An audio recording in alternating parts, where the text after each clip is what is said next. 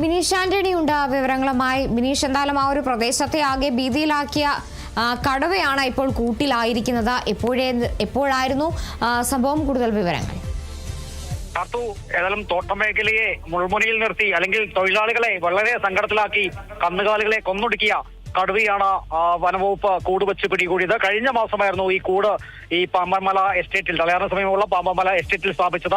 അവിടെ കിട്ടാത്തതിനെ തുടർന്ന് കൂട് മറ്റൊരു സ്ഥലത്തേക്ക് മാറ്റി സ്ഥാപിക്കുകയായിരുന്നു. ഈ കൂടിലാണ് ഇന്നലെ രാത്രിയോടെ ഈ കടുവ കുടുങ്ങിയതെന്നാണ് നമുക്ക് മനസ്സിലാക്കാൻ സാധിക്കുന്നത്. ഏതായാലും കടുവയെ പിടികൂടിയതിന്റെ സന്തോഷത്തിലാണ് ഇവിടുത്തെ തൊഴിലാളികളെല്ലാം തന്നെ. കാരണം കഴിഞ്ഞ ഒരു മാസത്തിലേറെയായിട്ട് ഈ തൊഴിലാളികളുടെ 5ലേറെ കന്നുകാലികളെയാണ് ഈ കടുവ കൊന്നൊടുക്കിയത്.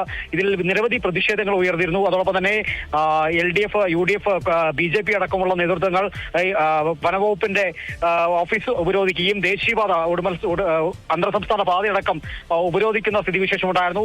ഈ സാഹചര്യത്തിൽ തന്നെ വനവകുപ്പ് കൂട് സ്ഥാപിക്കും, കടുവയെ പിടികൂടും എന്നുള്ള പറഞ്ഞിരുന്നു. ഇതിന്റെ അടിസ്ഥാനത്തിലായിരുന്നു കഴിഞ്ഞ മാസം ഈ പാമ്പൻമല എസ്റ്റേറ്റിൽ കൂട് സ്ഥാപിച്ചത്. ഈ കൂട് സ്ഥാപിച്ച സ്ഥലത്ത് ആദ്യം കടുവയെ കിട്ടിയില്ല. എന്നാലും ഈ സ്ഥലത്ത് നിന്ന് മറ്റൊരു സ്ഥലത്തേക്ക് ഈ കൂട് മാറ്റി സ്ഥാപിക്കുകയായിരുന്നു. ഈ കൂട്ടിലാണ് ഇന്ന് രാവിലെയോടെ ഈ കടുവ കുടുങ്ങിയിരിക്കുന്നത്.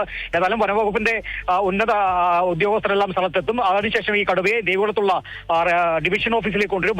അതിനുശേഷമായിരിക്കും ബാക്കിയുള്ള നടപടിക്രമങ്ങളിലേക്ക് കടക്കുക. ഏതായാലും ഇപ്പോൾ മൂന്നാറിനെ അപേക്ഷിച്ച് രണ്ടാമത്തെ കടുവയാണ് ഇപ്പോൾ പിടികൂടിയിരിക്കുന്നത് എന്ന് വേണം പറയാൻ. കാരണം കഴിഞ്ഞ 2 വർഷത്തെ കണക്ക് പരിശോധിച്ചാൽ അറിയാം, 200ലേറെ പശുക്കളാണ് ഈ തൊഴിലാളികൾക്ക് ഈ കടുവയുടെ ശല്യം മൂലം നഷ്ടമായിരിക്കുന്നത്.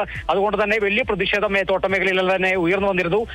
ഇതിന്റെ അടിസ്ഥാനത്തിൽ തന്നെയാണ് വനവകുപ്പ് ഇപ്പോൾ ഈ രണ്ടാമത്തെ കടുവയും കൂടുവെച്ച് പിടികൂടിയിരിക്കുന്നത്. കാർത്തു. ശരി, ഇടുക്കി മൂന്നാർ പാമ്പൻമലയിലാണ് എസ്റ്റേറ്റിലെ തൊഴിലാളികളെ ആശങ്കയിലാക്കിയിരുന്ന കടുവ കൂട്ടിലായത്. ബിനീഷ് ആന്റണിയാണ് വിവരങ്ങൾ നൽകിയത്.